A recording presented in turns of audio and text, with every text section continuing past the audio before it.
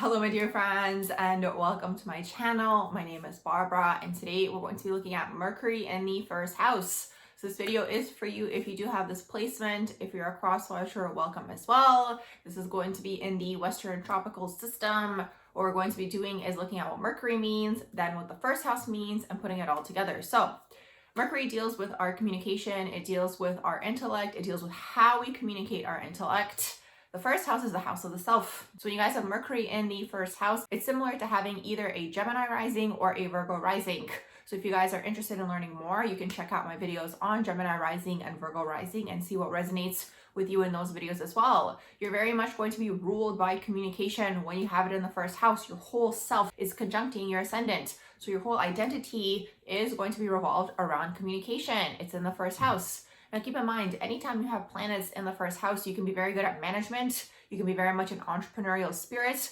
It has to be an area where you guys are communicating. That's the most important thing to understand.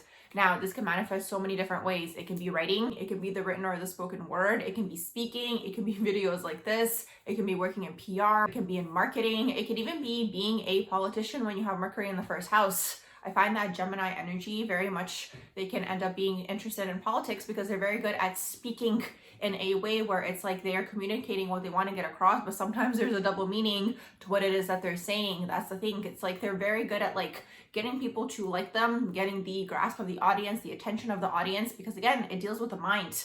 So they're very good at understanding people in that way and looking at what it is that they can say to grasp their attention. This particular placement can also be very funny. Important to keep this in mind. Gemini is very funny already, and it's like they're charming in that way. That's the thing. Communication is going to be the ruler of your life. You guys are always going to be in situations where you want people to communicate, you want your partners to communicate, you want your family, your business partners, whoever way, shape, or form you want them to communicate. Now, what's interesting with this placement is it's going to be opposing your descendant. So when it does come to your relationships, you guys might find you attract people who don't know how to communicate or who don't communicate clearly with you. Keep in mind that descendant sign is opposing, it's your seventh house. Now it's important to see what sign you have your Mercury in and your descendant in, because it's going to give you a little bit more insight as to what types of people you're going to be attracting into your life. But there's always going to be a theme of communication in your life, no matter what it is that you guys do. You guys can be very much open communicators, but like I said, you guys can attract people who aren't. And then this can be very frustrating for you in these dynamics with these people. And again, this can be different types of people because the seventh house deals with all sorts of interpersonal relationships.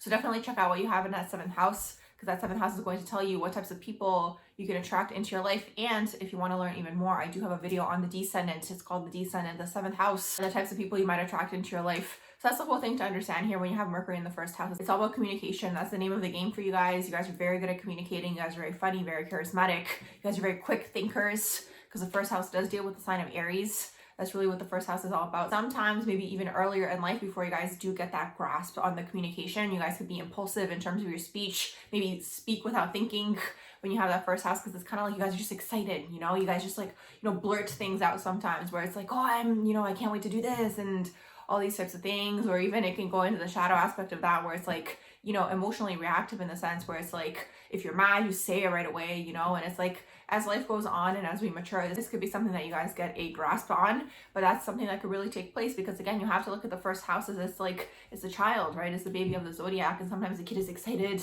and they say everything, and sometimes, if a kid is mad, they're going to also have a temper tantrum. Like, they're very emotionally reactive. So this could be an area where you guys regulate how you communicate what it is that you guys are thinking, just so you guys don't fall into that impulsive energy, because you guys do have the gift of speech when you do have that Mercury in the first house. Really important to find a way to communicate that works for you, that does grasp the audience.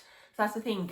You guys are going to be very good at things like managerial roles, even entrepreneurship, anything that requires you to speak, anything that requires you to communicate. Maybe even things like facilitating or teaching, really depends on the rest of your natal chart. Now, another thing that I've noticed with the Mercury placements is the house that it's in, because Mercury does deal with your intellect and the area that you want to be constantly intellectually stimulated in. So when you guys have it in the first house, the area where you guys are constantly looking for mental stimulation is surrounding self. Also, another thing that's coming through to mention is that you guys could be very physical in terms of your speech, right? There could be a lot of abrupt movements and moving your hands and these types of things, because it's like the first house is Aries. It does deal with the physical body as well. So there could be a lot of gestures and using your hands to explain, but that's really what's going on. So going back to the intellectual stimulation part, it's really like you guys are going to constantly need intellectual stimulation in this area. Things that are new, starting new things, starting new ideas, and communicating this with people around you. You guys are constantly going to be looking not only for people who you can communicate with, but it's like people who you can bounce off of these ideas with, people who are going to be like, yeah, let's start that idea, you know, let's start that project, because it's like it's the first house. The first house starts things. It's entrepreneurial. And for you guys, again, it's communication, it's speech. It's really, really important for you guys. Again, if you guys are looking for business partners, although I feel like with Mercury in the first house, business partners probably aren't going to be something of an interest for you guys. It's very much an independent house. It's very much about the self. It's very much, I'm the best, and like, this is my show, and like, I'm here to shine. You know what I mean? When you have Mercury in that first house. So it's like, I don't think you guys are really going to be getting into any sort of business partnerships. If you do have people who are working with you, they're going to kind of be like the secondary character. You guys are going to have to be the main character in terms of like your business. You guys are going to have to be the face of the brand. Maybe you guys are going to be the ones who market the business. Maybe you guys do have people who are working with you or for you or behind the scenes, but it's like you guys are going to have to be the face. You have to be seen, and you have to be acknowledged for your communication, for your verbal skills, for basically your mind. That's the thing. You guys really want to be known for your mind, because that's what Mercury deals with. You're always looking for that mental stimulation. You want people to be like, oh my gosh, that was such a great idea. Oh my gosh, you started that project. You created that app that came from your mind. Like, you guys are secretly looking for like this like acknowledgement from people, where it's like, you know, you're the one who thought about it. You're the best. You're the best at communicating.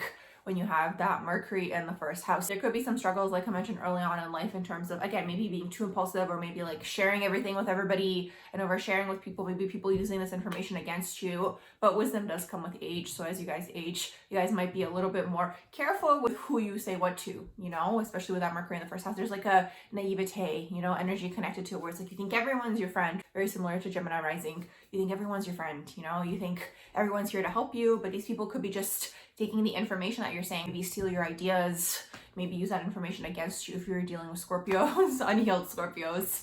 You know what I mean? So this could be just an area that, again, as you guys age, you guys do develop that wisdom when you do have Mercury in the first house, because it's like that kid who's excited. Oh my gosh, I have the best idea ever. Let's do this. Let's start this idea. And it's like, you thought of it, but then Joe down the street started it. Really, really important to keep this in mind when you have Mercury in the first house. It's very useful, very much exciting, because having a Mercury in the first house is similar to having a Gemini rising. You guys could appear childlike to people, okay, even if you guys are like 50 years old. You guys could just have this youthful appearance. It's just like your aura from the inside, it's shining through you. You guys are just excited about everything. You guys are excited to make friends. You guys are excited to communicate. Now, also keep in mind, Mercury in the first house can behave like a Virgo rising as well, where it's like you guys can be critical. It's all about the higher mind. You guys might fall into like being overly analytical, even maybe about the self, right? Because again, first house does deal with the self. You do have that Mercury in the first house, but overall, you guys are going to be very good leaders, very good entrepreneurs, managers, self-starters, go-getters, you know, really putting your ideas into action. And this is what you want people to know you for. You want people to know you for your ideas and for your communication, for your communication skills, for things that you've communicated to people. If you're communicating ideas to people, if you guys are maybe making people laugh, like whatever it is, this is something that you guys do want to be known for, because that first house, you want your identity to be revolved around communication.